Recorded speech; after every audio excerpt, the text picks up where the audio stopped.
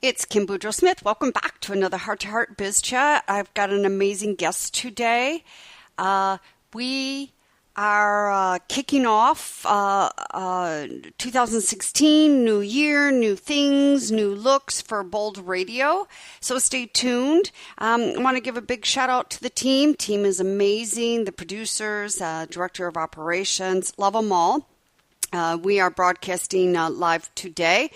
And enough of all of this, because I really want to bring my really neat guest out. We're going to be talking about finances. Oh, yes, with business owners and how we can begin and where we need to start and stop thinking about the future. So please welcome my guest, Cheryl Fields. What a fabulous introduction, and I really appreciate. I'm so excited to hear about and to be able to share, like you did with everyone, about your merger.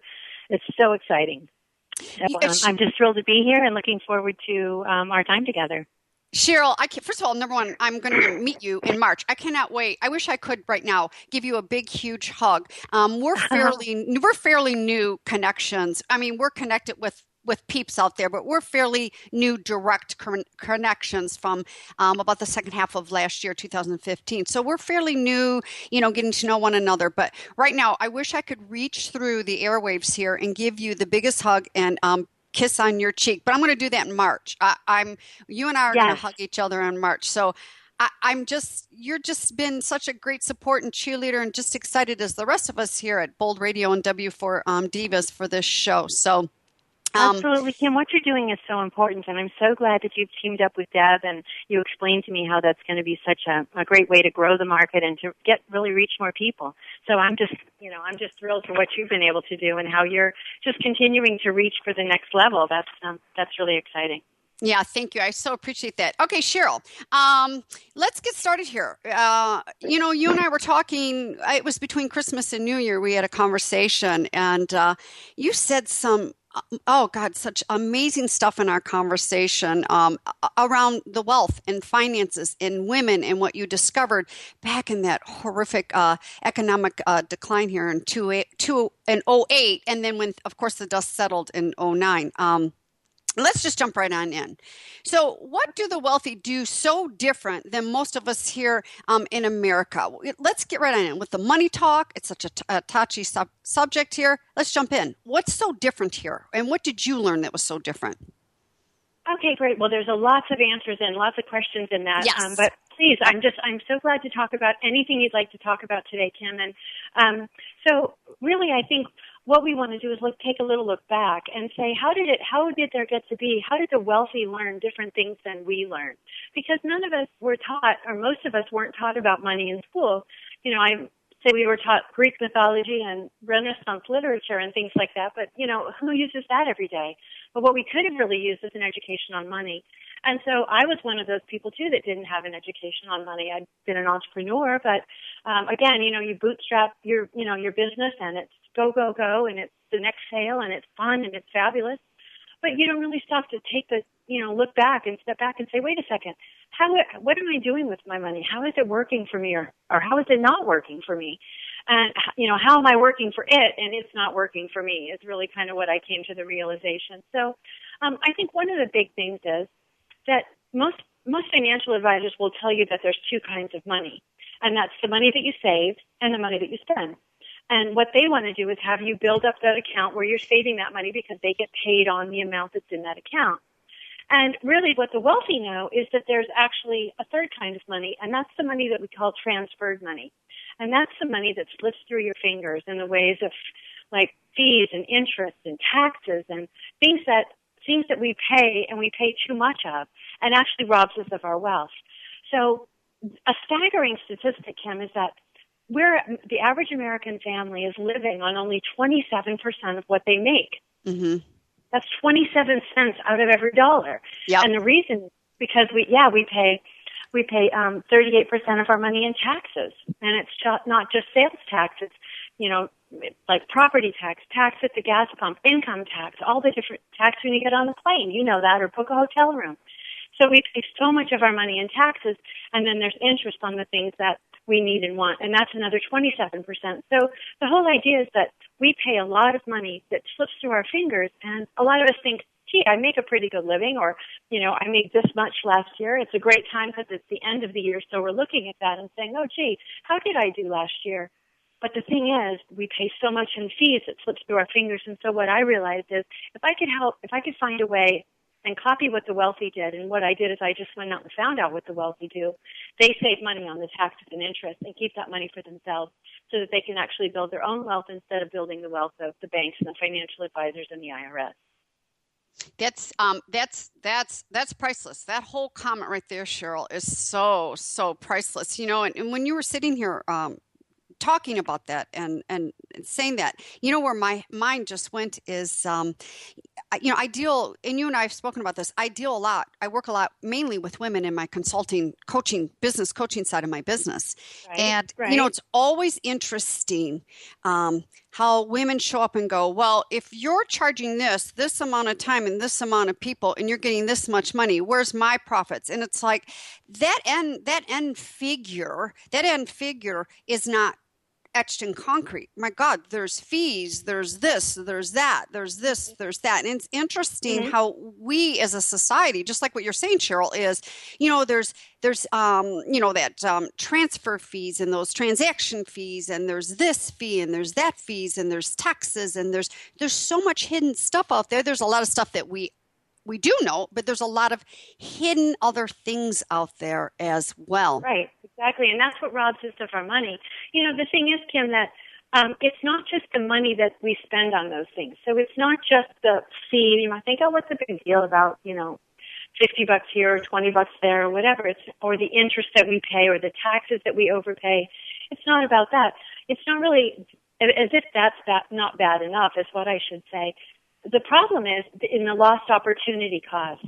And I know opportunity is something that you are really great at recognizing, and that's why, your business is growing and you're reaching more and more people. But the whole idea is the opportunity cost, which financial advisors never talk about, is because opportunity cost is what that money could have done for you if you'd been able to hang on to it and let it work for you. Mm-hmm. Yeah. So it's not just the money that slips through your fingers. It's what that money could have done for you if you'd been able to hang on to it and then use it for things that you need and want in your family. Yeah, I agree with you. I totally agree with you, Cheryl. I'm going to curtail this here for a moment. I want to, and I do believe she's listening to the show today. My client that was here earlier, she came walking in and it must have been listening on the drive over here to my home, some radio station. She goes, Susie Orman says, we are supposed to have, and I don't remember the percentage. I should have wrote it down and I didn't, a huge exorbitant percentage amount of savings, like for the next 20 years savings, to hold us over if anything is to happen for 20 years of living. It was a huge exorbitant numbers and amount. And it's like, and I'm going to paraphrase Cheryl on our conversation is, and you use some of these words and you can swing back around when we were talking is, this society pounds into our heads, save for our future. But then we forget to live today. Oh, exactly. Right. No, that's so true. And I think there's a couple things in that. So, one of the things that I say in my 10 key principles that I'm going to offer to your audience later, but one of that is if the journey's not a fun one, there's no happy ending, right? I mean, we save and save and save to plan. We give up our freedom today so that we think that we can buy it back in the future. And that's really where we've been duped. And that's where people like Susie Orman and Dave Ramsey and, I want to say the financial advisors, they all want us to plan for tomorrow. And I'm not saying that you shouldn't have savings. Absolutely, we should have money, basically because that way we can live a stress-free life. But in actuality, there's a different way that the wealthy do it so that they actually have access to that money and they can use that money. You can be your own bank type of situation where you can actually borrow from yourself and pay yourself back. But the best part about that is that you have that money compounding for you the rest of your life. So where a lot of people get into big trouble is in the current system when, you put your money in an IRA or 401k, and you're not allowed to touch it till you're 59 and a half. the thing is, Kim, by the time you get to 59 and a half, and all of a sudden you say, wow, today's retirement, yippee. And the thing is, you really have no idea how long that money's going to last. You have no idea how to get that money out. You have no idea even what it's going to buy for you in the future, because we don't know what taxes are going to be. We don't know what all kinds of undetermined things. So the whole point is that we have to really put ourselves, and what the wealthy do is they have a way that they can actually use their money but be able to save and create tax-free income for retirement. And that's kind of the key right now, is tax-free. Yeah. Because, our country's $18 trillion in debt, and it's easy to say. It rolls right off the tongue, right? $1 billion, $1 trillion, $1 million, what the heck, But the thing is, I saw an interesting statistic the other day that I shared with a client. She says, oh my gosh, you have to share that with people. So, 1 million seconds, let's talk about a trillion in time. 1 million seconds is 17 days. Okay, 1 billion seconds, think about a second. Okay, that's as long as it takes you to blink your eye. 1 billion seconds is 31 years. Wow. And guess how many a trillion seconds is? Wow, I can't even wrap my head around all of this. 31,000 years. So just think about that. So our country, the thing is, and what I shared with you the other day that I think you found really interesting was, if you think about it, the government doesn't make or do anything to create its own wealth. It only takes from people who, like you and me and all of your listeners probably, who are working. And so there's more people now, opting in for social programs and being able to kind of pull off that system. And baby boomers are retiring. So there's actually less and less people that are going to be paying in. And so what I feel and what the wealthy know is that we really need to watch taxation, because we need to get all of our money in places or into vehicles where it's tax-free, so that we don't have to worry about what happens in the future with taxation. Yeah. That's Cheryl, there's so much there. I mean, I personally cannot wrap my brain completely around all of that, but I'm going to come back here. I'm going to date myself personally. Do you remember when we were younger, the yellow pages, the phone book, Let Your Fingers Do the Walking? Oh yeah, sure. I just dated both you and I. Yeah, I'm sure. I don't mind. But it's wisdom. It's not dating. We're wiser. Yeah, exactly. We're wiser. It's wisdom. But you know what I just heard you saying with the taxes and these hidden fees and things like that. It's like, why? Sure, I agree with you. We do have to put money away for quote unquote our future, whatever words people want to use out there. But it's like, when we are stocking money away like that, is how is that money letting, it's like let the money do the, with the walking for us, right. and making it right. work for us. Well, And I'm you're with exactly you. Right, Kim. You're exactly right. And that's called leverage. Yes. That's what the wealthy understand, and it's leverage. And that's really what I focused on when I was involved in the crash of '08, and I saw, people losing their life savings, and I saw people saying, the advisors that I was working with calling people and saying, don't quit your job, or don't buy that vacation home, or don't plan on that trip you were going to take your family on. And I said, this is not at all why I wanted to get into this business.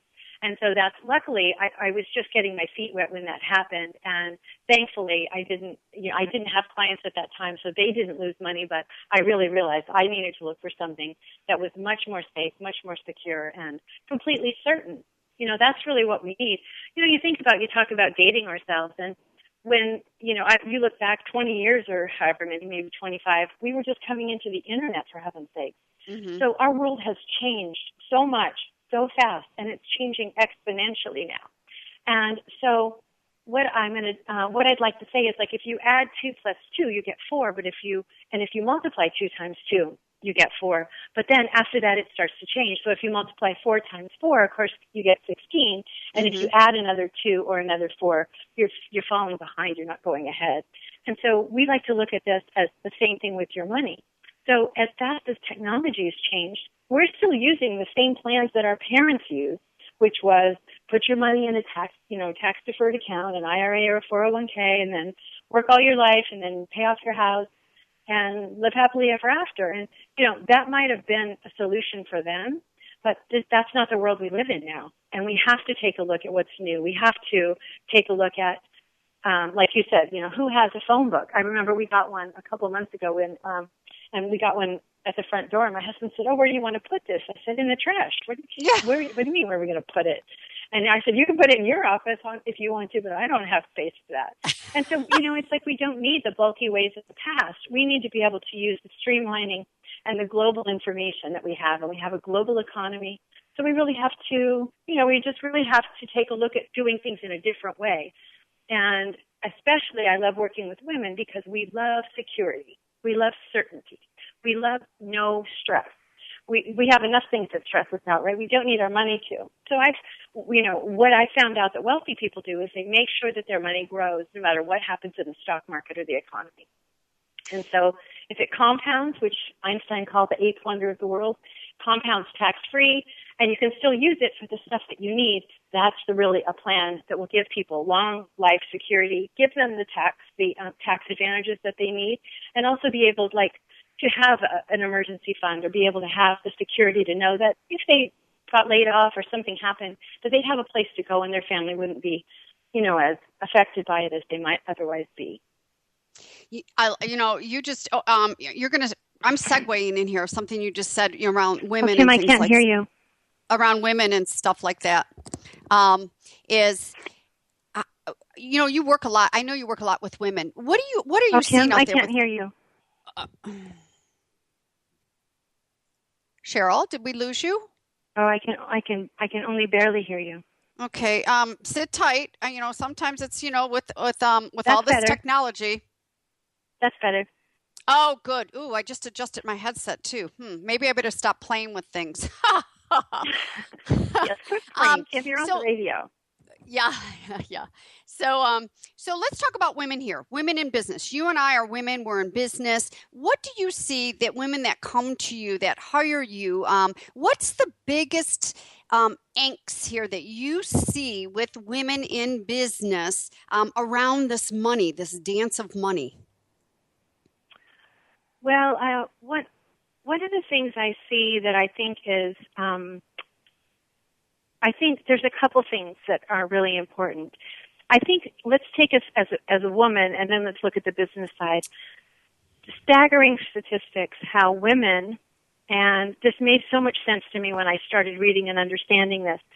We're the nurturers in our family generally, and so, they found that women, basically, if women are going to save, they're going to put money in a cookie jar because they're going to say, oh, my kids might need something. I don't really want to, I might want to just give them a few extra bucks here or there or whatever.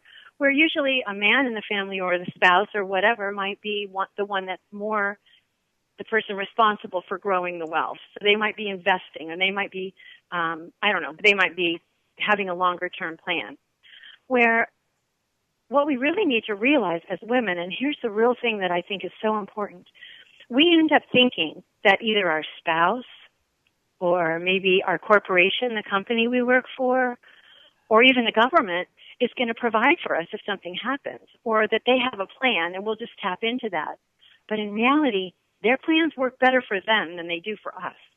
And so we have to have a plan that serves us and our interests and our needs for whatever we want to do in life. It's really not about the money. People say, you talked about saving. Savings is just delayed spending, right? We don't save money to save money. Most people don't really want money. They want all the stuff that money can do for them. They want to be able to go have fun. They want to be able to build their business, and they want to be able to up-level their lifestyle. So that's why I call my company Lifestyle Wealth Group, because my company is not about having to scrimp and save and be on a budget and, hopefully one day you can buy back the freedom that you're giving up today. That doesn't make any sense to me. What makes sense to me is having a plan where you can actually use your money and you can grow it and build it. So I think one of the things that's important for women in business is to realize that it's really important to pay yourself. As hard as it is sometimes, it's important to make sure that you're getting what you need out of your business. I was reading an article the other day, and they asked Tony Robbins, what was the best financial advice he ever got. And he said Ken Blanchard told him, he said, pay yourself first. If you write a book, put that money that you get from writing that book or the money that you make from doing interviews from the book, put that aside and pay yourself, because your business will eat every dollar you give it. And I thought, oh man, how true is that, right? So we have to take care of ourselves. We have to nurture ourselves, and we have to do the things that are important for us in life. So I think that's really an important thing, to be able to grow your lifestyle, grow your business. I mean, growing your lifestyle so that it's fun to grow your business. I agree. I totally agree, Cheryl. I think it still comes down to that. What's that show back? I think it was back in the 60s. The woman stayed home with the apron on, the leave it to beaver type mentality, how we women are pounded into our heads. Everything else will take care of us. Everything will be there for us, like the corporation, the husband, or, whatever. And I personally feel, and I could be so spot off and so wrong here, but I feel that that's where it has really played into women with their self-worth. It's Right. like we almost have that gene of that nurturing. We're here to birth children. We're here to be the moms and the caretakers, and that can be a whole other show. And that really we need to do for others before we do for ourselves. Yes, and that's been pounded into our heads. It's really funny to me. Yeah, it's funny to me that that there's, I don't know, 275,000 financial advisors in this country, and 35% of women, by current Department of Labor statistics, are retiring at the poverty level. Oh, gosh. And that's because this trying to save and, trying to put money away and using the common knowledge, it really doesn't work. And so that's why, and people are finding that out now, but they're saying, I don't know what to do. So one of the biggest things that women find is that they don't have trust in other people to help them with that. And so I'm really trying to break down that barrier and be able to, help women get the information that they need so that they can make the decisions that it's best for them. Okay, first of all, Cheryl, I'm going to say this live and on the air. You're coming back onto my show. I think we're going to have a panel of stuff. Oh my gosh. First of all, everything that you're talking about this morning is flippin' priceless. Thank you. Let me just say that. But what you just said right there, with women retiring, poverty, all that, it still is built around women's self-worth and what we have allowed the environment, the society to pound into our heads. It really has. And and I want to talk a little bit about, per se, your business. And I know you have this program you want to offer, and we got to get into the links here. But sit tight for 1 second with me, Cheryl, if you will. Sure. I see women business owners, and I don't know if you experience this per se, but they come in and they're like, I'm broke. I have no clients. Yeah. I'm broke. Yeah. I'm poor. I'm broke. And it's like, something. I have to really ask, is that wholeheartedly flippin' true from the first letter of that statement down to the period or exclamation point, whatever of that statement? Is that really wholeheartedly true, number one? And number two, how can anyone expect to build a business if you have nothing to invest? And I don't just mean money, Cheryl, and you and I've loved our conversations that we've had. It's not just money. It's you have a broke self-worth. You have a broke mentality. You are broke. You're broke. And so, if someone was to go and not something was, and people do come to you, Cheryl, to invest, they want to invest money and grow their money. It takes money to do that, but it also takes a mindset. It takes a confidence. It takes a worth. It takes a trust. It takes a faith. It's a whole lot of stuff there. It takes. No, exactly. You're so right, Kim. And first of all, I speak across the country. I speak to, I'm across the kitchen table with women and families across the country. And I always like to start with telling them, look, everybody thinks that everybody else is doing great and they're the only ones that are broke and don't get it, right? And so I say, but I sit across the table from your friends and your neighbors and people in your, networking groups. I know they're broke too.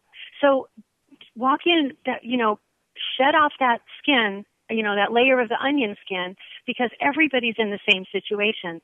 One of the things that I say in my talk is I say, whether you're a neurosurgeon at the hospital or you're a food service worker at a local restaurant, we're all broke at different levels. And because of the taxes and because of the interest we pay.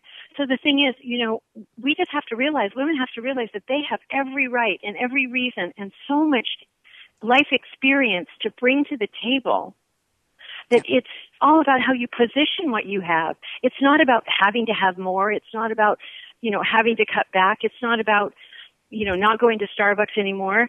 It's about using the resources that you do have. And that's one of the 10 principles that I'm going to offer to people is about how you can create wealth with any level of income. How you can just start using principles that make sense, common sense principles that make sense for any income. And it's not about how much money do you have, because that's all we can do is work with millionaires. As long as you're a millionaire, come on in. No, that's not it. It's about working with what we have. It's taking our wisdom and it's turning it in.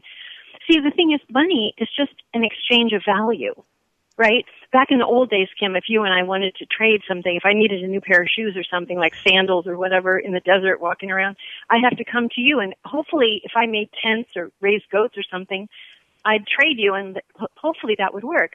But we're so far past that now. We can't, our lives are complicated and our lives are generated. The quality of our lives comes because we have currency. And the word currency comes from the Latin word, which means like a river, to flow.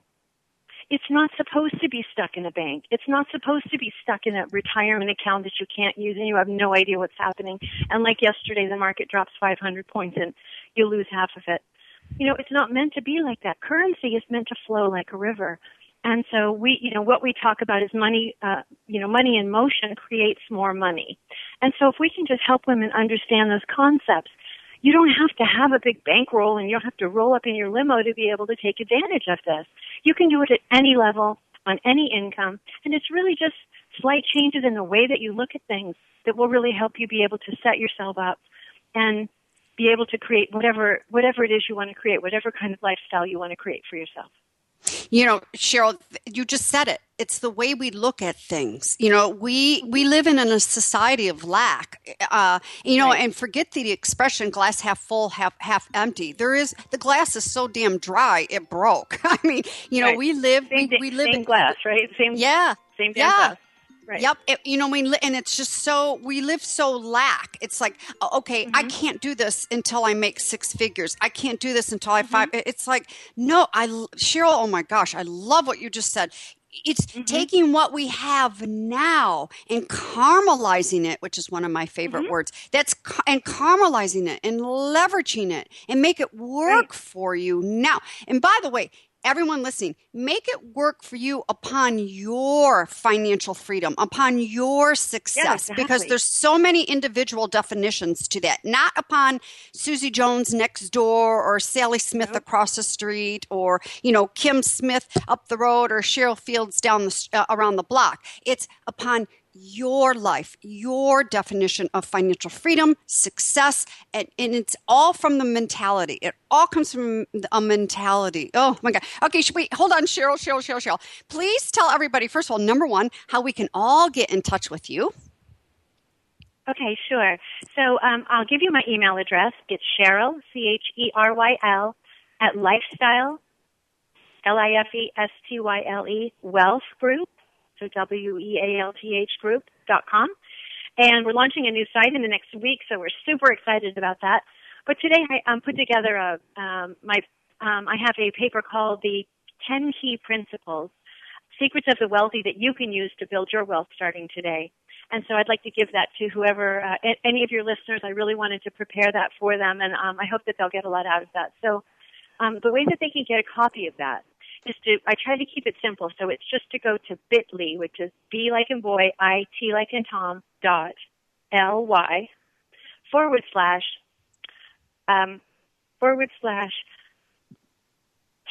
wealthy, oh my gosh, how can I forget that? Secrets, 10 wealthy secrets. I've only said it and done it a million times, right? So I couldn't remember, but yeah, so it's bit.ly /10 wealthy secrets. And it's really, it's really just common sense things that if you can just realize. The thing is, the reason that people have lack, in my opinion, Kim, is because we've been told that you have to have one or the other. So do you want to have, do you want to go out to dinner or do you want to get the kids a new pair of sneakers? Wealthy people don't think like that. No. Wealthy people say, how do I have both? Both and. And that's both, exactly, yes. It's so funny. I love to tell this because my little granddaughter, who's only 4, she's been saying that since she was like 2. I would say, well, would you like to have this or would you like to have that? And she'd say, Mimi, why can't I have both? And with the total innocence of a child. And I said, you know what? I don't know the answer to that. Of course you can have both. And so I think that we get used to, that's where lack comes from. We think we have to choose between 2 things. And sometimes, Kim, those things are both so important to us. You know, like I see women, maybe their mom is in like a nursing facility or maybe, you know, whatever, and then they're trying to run their business and they say, how can I, you know, I want to be with my mom, but I have to be with my business and my kids need me and I've got to stay out networking. I've got to stay on, you know, on track over here. And it's like we just have to find a way to be able to put everything in perspective, to prioritize, and to be able to actually have all of the things that we want to make our life complete. And then all of the lack goes away because we feel so blessed, we feel so full, we feel so in charge of our life. You know, one of the things when I moved to Florida, which I know you know, Yes. is that we were living in Charleston, South Carolina, and my daughter got married and got pregnant. And so from the time she was pregnant, I started coming down once a month. My son-in-law is fabulous, by the way, to let me do that. But anyway, and I would come down 2 or 3 days a month. Now, I was very lucky that, or I was consciously making sure that my business could be done anywhere. And so I never took time off necessarily. I came down, I got to spend time with my daughter and work. So I did that actually for 4 years.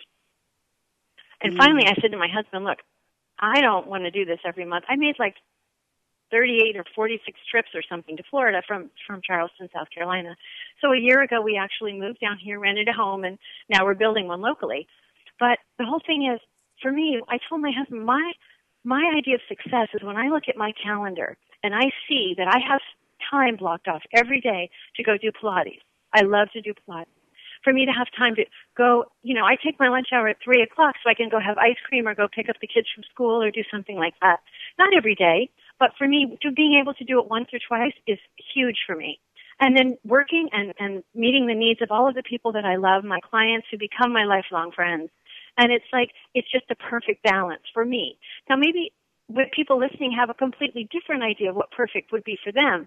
But just to be able to have all that, then I don't mind if I stay up till, you know, late hour one night working because I know that I have other things that I can do that offset that for me. And I know what I'm actually creating and providing, which is things for other people, but also things for myself. You know, Cheryl, that's part of the things I talk about, having systems set into place. And and I don't mean just intense systems to run our business, but systems where, like, for an example, you have what I heard, you have one system set in place for yourself. You schedule those Pilates appointments because you love Pilates, and that's taking care of yourself. And you make sure you schedule the time in to go see your family. And then, of course, you don't mind working till 9, 10, 11 o'clock at night, you know, however long you want to stay up.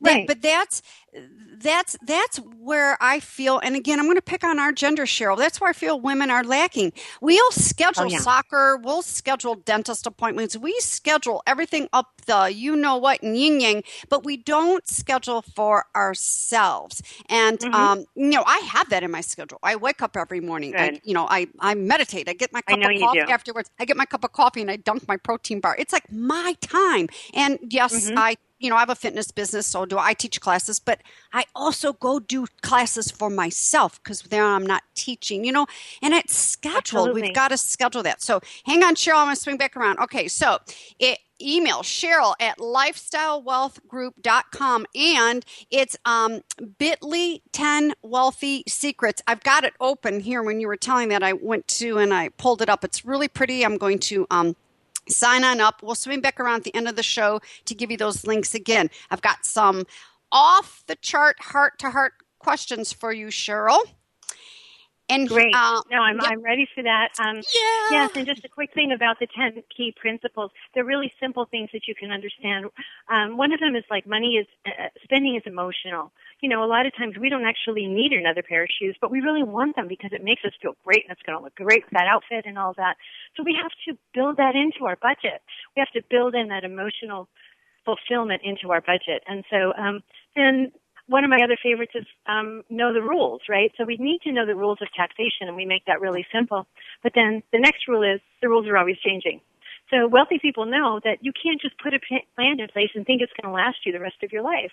You have to put a plan in place that you know can change with the times or change with your needs. Yes. And so, anyways, it's just fun. It's not heavy stuff. One of the things I'm known for is cutting through the financial jargon and mumbo jumbo and just talking in plain English. So anyway, I hope they'll find it useful. Yes, I'm sure they will. All right. So these next questions, Cheryl, that I'm asking you, please, I want you to continue to speak from your heart and don't put a lot of thought into it. So what we measure determines our success. How do you measure your success? Well, just like what I told you just a minute ago, and Yes. that is, Yep. some people might look in all different places, but to me, I look on my calendar. Because I know that where I spend my time and where I spend my money is a reflection of who I am. And so for me, having the balance, between family, fun, fitness, and finances, and my finances, I mean my business, I feel like those are the four things in my life that I want to see. If you use a Google Calendar, there's 4 colors. And I want to see those 4 colors all balanced in my calendar. I want to be able to look at my calendar from across the room and see that I have the proper balance of all of those. And then I know that I'm on track to make my life fulfilling. Yep. And so for me, that's how I measure it. I love it. I love it. I love color-coded things. I love it. I love it. I love it. And we're going to have to the fun and the fitness. You and I are going to have the fun and the fitness too when I come down to Florida. I'm just throwing that in. You betcha, girl. I'll take yes, you. We'll go walking on the beach, or I'll take you to the gym with me, or whatever you want to do. That'll be great. Oh, I want it all. I yeah. Why do you have to choose? I love it. I want it all. So what has been the largest challenge to date that you have turned into an opportunity, Cheryl? Well, that is a little bit of my story, but I've been an entrepreneur for 35 years. I'd always been an entrepreneur. I've had all different businesses from California to Maine to down here now in Florida, but all over. And for the first time, it's a long story, but for the first time, in about 15 years ago, I took on a partner. I had been publishing an international business journal, like the business journals that you see around, and it was from Maine and Atlantic Canada. And I wanted to sell it. And the people in Canada wanted to buy it, but I needed to expand it. And at that time, I didn't have the capital to expand it. So it was the first time ever I took on a business partner. So he was a well-respected consultant, and he'd been in the business for years and everything. Anyway, making a long story short, in the middle of all of this, he decides to go off his antidepressants, decides to have a meltdown, and decides to take off with all of the money that we had put together in the business. So I was 47 years old, and I was in Savannah, Georgia. And I was sitting on the bench in Forsyth Park where they filmed the movie Forrest Gump. And I sat on that bench where Tom Hanks sat when he said, "Life's like a box of chocolates. You never know what you're going to get." And I sat there, and I just felt so empty.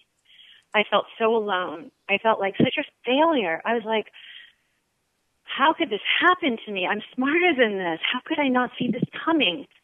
And, after I wallowed in that for a while, I said, well, what are you going to do about it?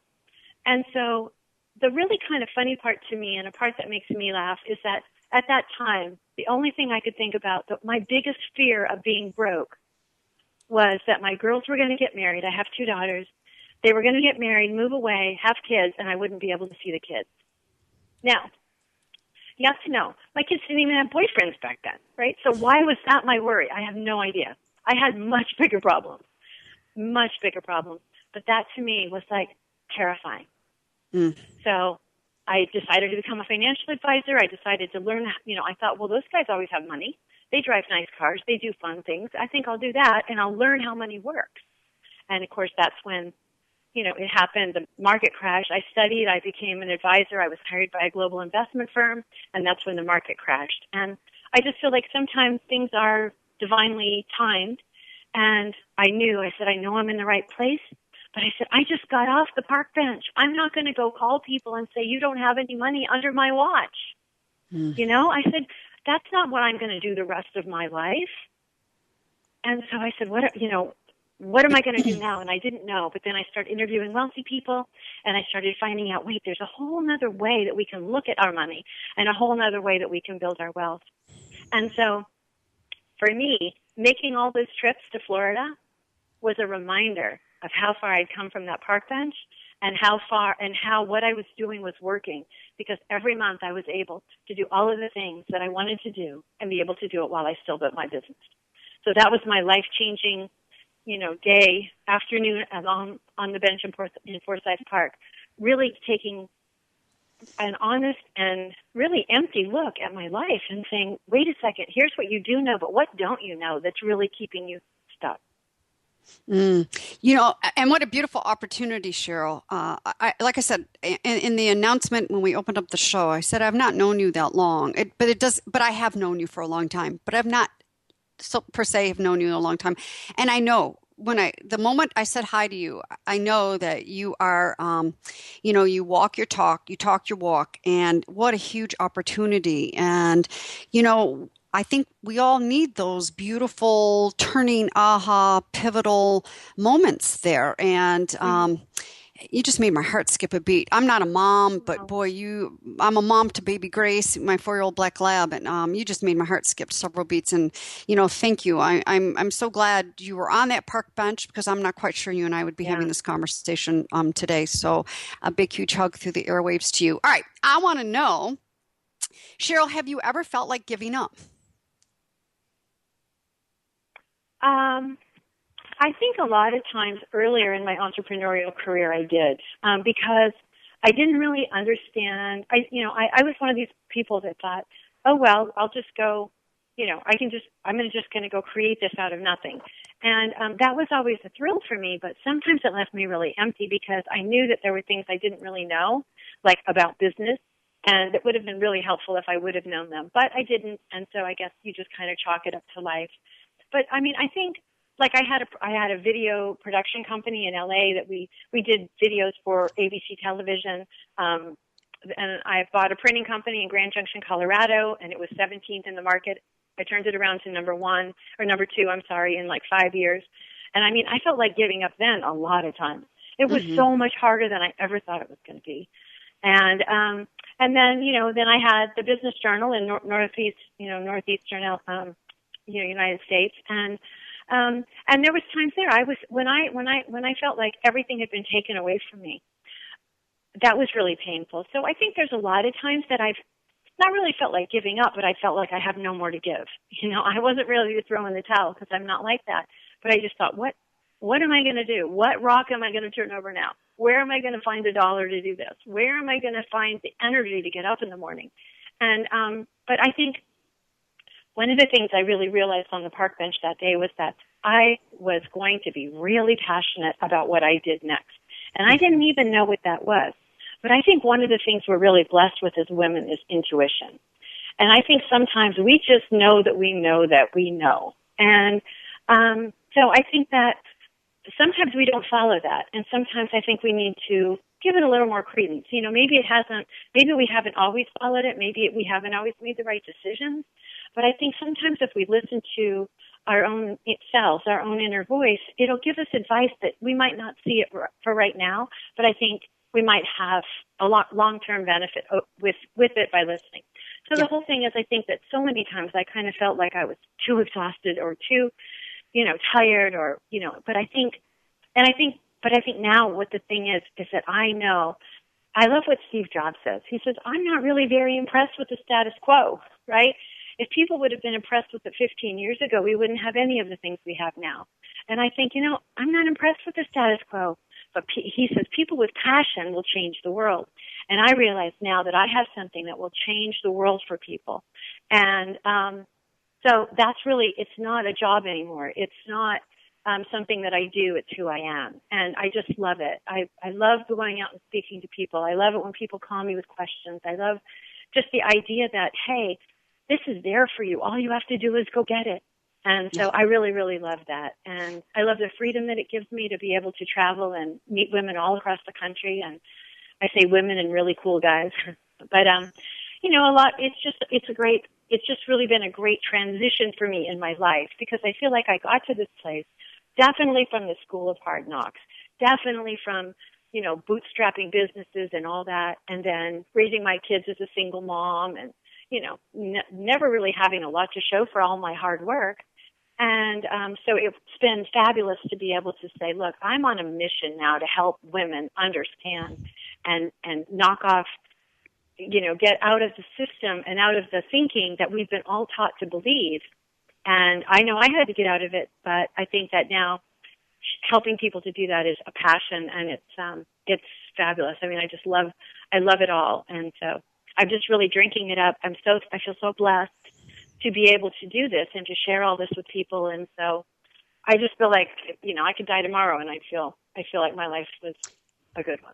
And that's the way this is a real judgmental statement that I'm going to say, but that's the way we all should be living and all should be feeling, without the regrets or anything. And you know something, Cheryl? You're living in your currency. You are living in your currency. Mm-hmm. You are flowing. Can. Yep. But again, like you said, it's about lax thinking. And sometimes we just have to have some, you know, we just have to look at new ways of thinking about things, because we all live in the same world. My world isn't different. I don't live on a different planet, you know, and nobody does. So we all have each other. The other thing I love about women is that we're collaborative. And one of the things that you mentioned before, I think that men, a lot of times, for them to win, you have to lose. And it's especially true in the financial services industry that's dominated by men. They're going to win or you're going to lose.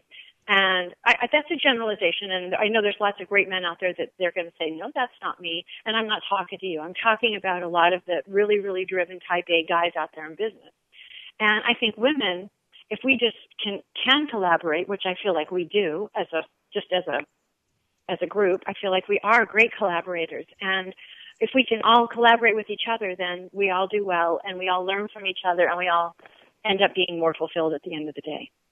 Yeah, absolutely. You know something, Cheryl, I couldn't agree with you more. And that's why today, you know, the second working day, so to speak, of 2016, the Sweet 16 is, I'm all about collaboration. And I love collaborating with women. I love it. I love it because I'll tell you what, you know, one woman can make some changes, but boy, put a group of us together and we could really rule and rock the world. No offense to men. We do need men. Don't get me wrong. All the men that are listening out there. But, and I finally had a huge wake up call this past September. And that's why I am sitting here partnered up with Deb St. Hilaire. I walk my talk, and I'm going to push my sleeves up and I'm going to make it work. And that's what this is all, you know, that's what this is all about, you know, to provide a larger platform. And you're right, Cheryl. It's all about our way of thinking. It's, you know, how we're taught to think and speak when we're in kindergarten and first grade and second grade. And now that we are adults and we do own our own businesses, especially us women, is,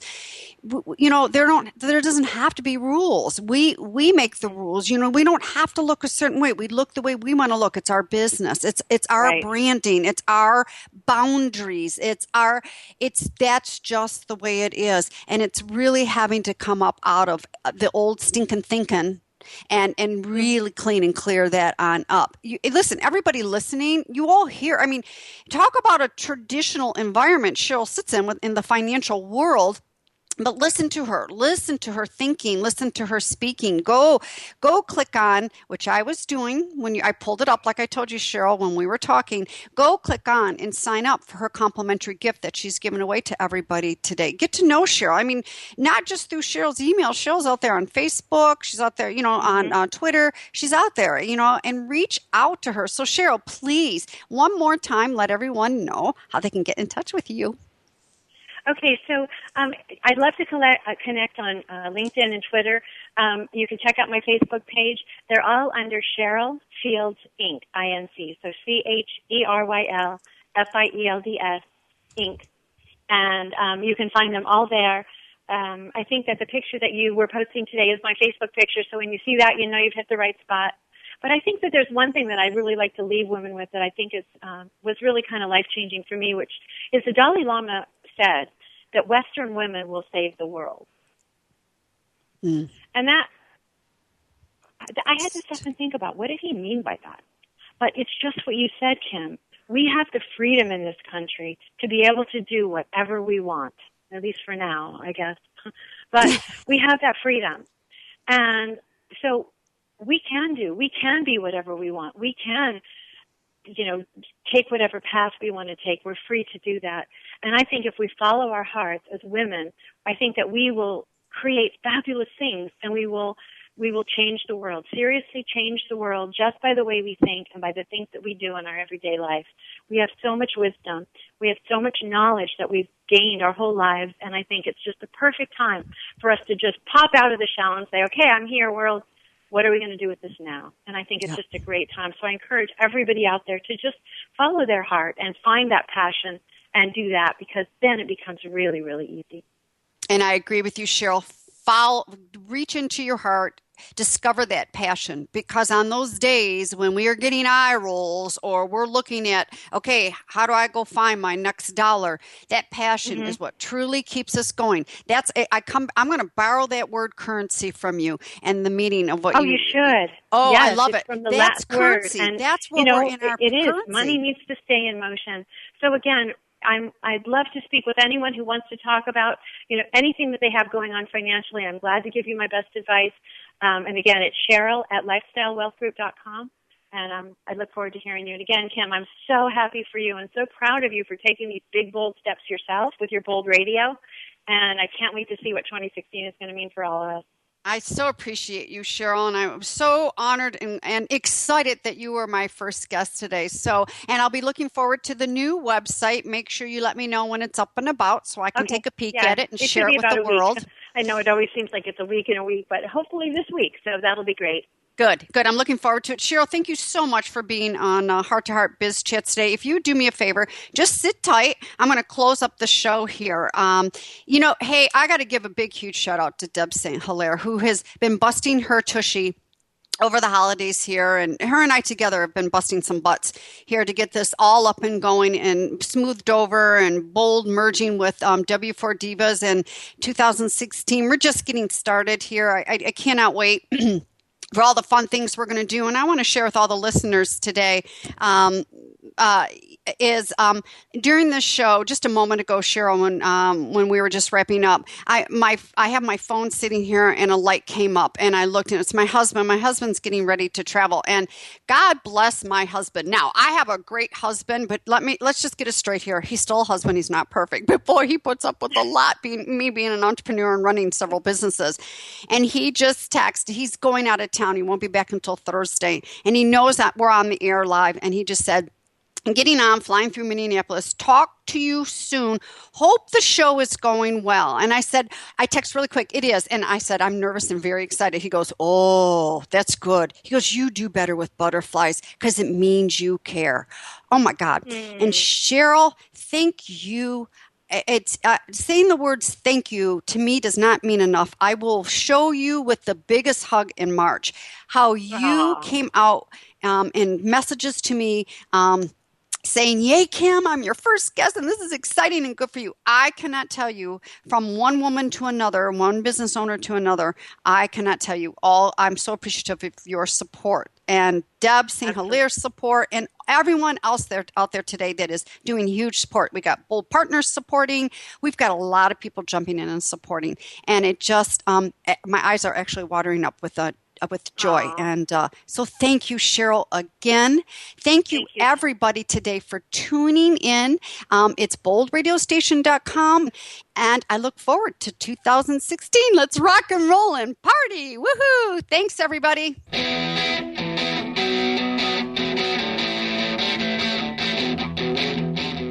Thanks for joining yet another Real Life Chats with Kim. Come on back next week, same place and time, where the boldest of bolds share their truths.